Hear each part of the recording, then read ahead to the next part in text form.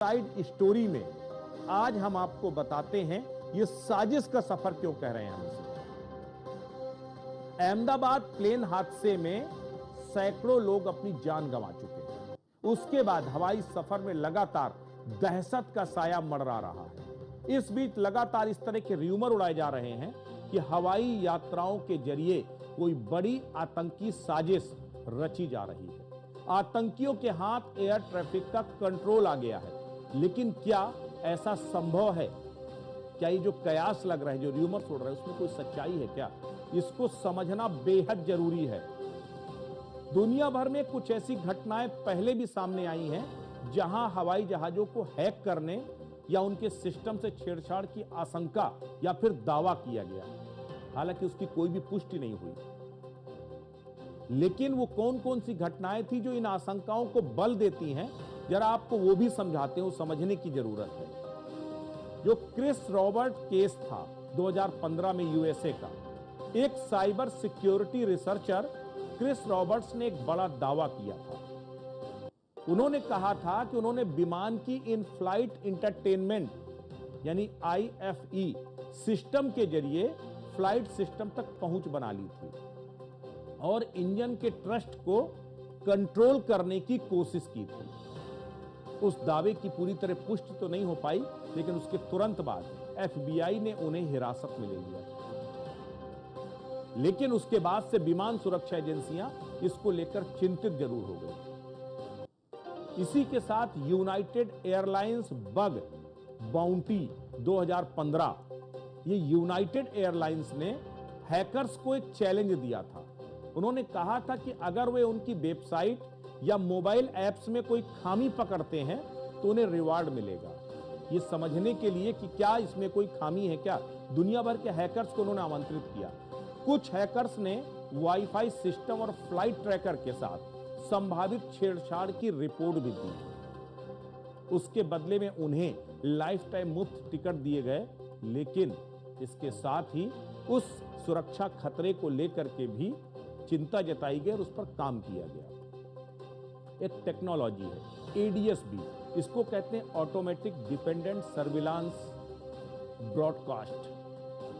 ये वल्नरेबिलिटी एडीएसबी वो तकनीक है जिससे एयर ट्रैफिक कंट्रोल को विमान की रियल टाइम लोकेशन मिलती है।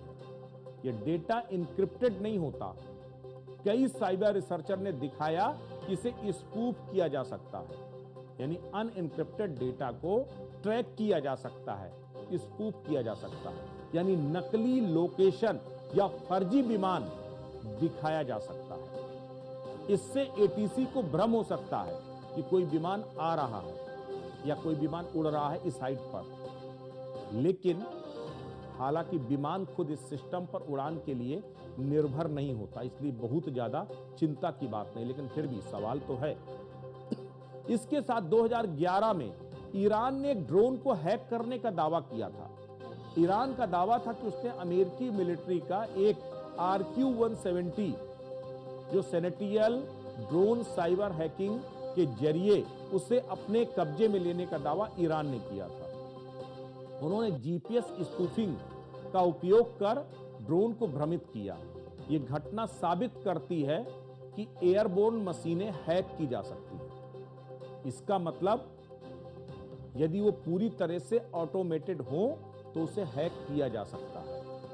ये तमाम दावे इसकी पुष्टि करते हैं। मलेशिया एयरलाइंस की फ्लाइट MH370 2014 में इस विमान के अचानक गायब होने पर कई थ्योरी सामने आई थी। उसका विमान का आज तक कोई पता नहीं चल पाया। विमान के कम्युनिकेशन सिस्टम को हैक या मैनुअली बंद करने की आशंका के साक्ष्य मिले थे। फ्लाइट सैबोटाज और साइबर हस्तक्षेप की आशंका को इस घटना ने बढ़ा दिया था।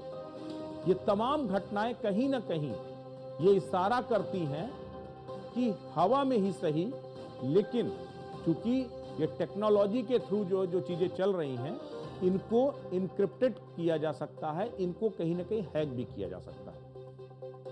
लेकिन अभी तक इसकी कोई पुष्टि जरूर सामने नहीं आई है। लेकिन अभी हाल में कुछ दिनों पहले ईरान के राष्ट्रपति इब्राहिम राइसी विदेश मंत्री हुसैन अमीर अब्दुल्लाहियान और ईरान के पूर्वी अजरबैजान प्रांत के गवर्नर मलिक रहमती एक हेलीकॉप्टर क्रैश में मारे गए थे। उसके पीछे भी आशंका जताई गई थी कि किसी बड़ी साजिश की आशंका थी। शक इजराइल पर गया था कि क्या इजराइल ने उस हेलीकॉप्टर को हैक करके उसको जो है डिस्ट्रॉय कर दिया। इस तरह की आशंकाएं थी। उस पर कोई आधिकारिक बयान तो नहीं आया। भारत के पहले सीडीएस बिपिन रावत का भी हेलीकॉप्टर क्रैश के बाद मौत हुई थी। दबी जुबान उस पर भी सवाल खड़े हुए थे कि क्या कि किसी आतंकी या दुश्मनों की कोई साजिश है क्या, लेकिन उसकी भी कोई पुष्टि या आधिकारिक उस पर भी कोई ऐलान नहीं हुआ था। अब एक सवाल यह भी है कि आखिर एयर इंडिया की फ्लाइट, वो भी खासकर बोइंग के विमानों में ही लगातार खराबी क्यों आ रही है? उसके पीछे की बड़ी वजह क्या है ये तो अभी साफ नहीं है, लेकिन जिस तरीके से ड्रीम लाइनर में अहमदाबाद में हादसा हुआ, उस हादसे के बाद डीजीसीए ने बोइंग 787, 8 और 9 जो सीरीज के विमान हैं उनकी सेफ्टी जांच के लिए कड़े निर्देश जारी किए और इसके साथ ही बाकी विमानों के लिए भी निर्देश जारी किए। वो अचानक जो एक के बाद एक करके खामियां सामने आ रही हैं, उसके पीछे कहीं वही वजह तो नहीं, क्योंकि इससे पहले तकनीकी जांच के नाम पर खाना पूर्ति होती थी, लेकिन जिस तरीके से ये एक के बाद एक उड़ानों पर तकनीकी एंगल सामने आ रहा है, उसने सवाल खड़े किए। क्या डीजीसीए ने नियम लगाए थे वो भी आपको बताते हैं। उड़ान से पहले फ्यूल पैरामीटर, मॉनिटरिंग और संबंधित सिस्टम की जांच होगी।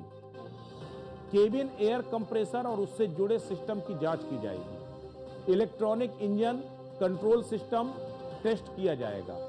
इंजन फ्यूल ड्रिवन एक्यूपेटर का ऑपरेशनल टेस्ट होगा और ऑयल सिस्टम की जांच होगी। इतना ही नहीं, हाइड्रोलिक सिस्टम की सर्विसेबिलिटी की जांच होगी। टेक ऑफ पैरामीटर्स की समीक्षा की जाएगी, क्योंकि सबसे ज्यादा खतरा उसी वक्त होता है।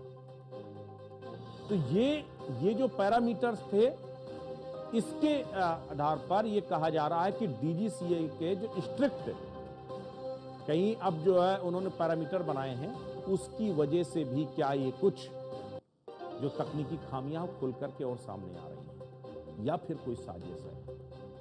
अब आपको एक तरफ दहशत का आलम और एक तरफ आपको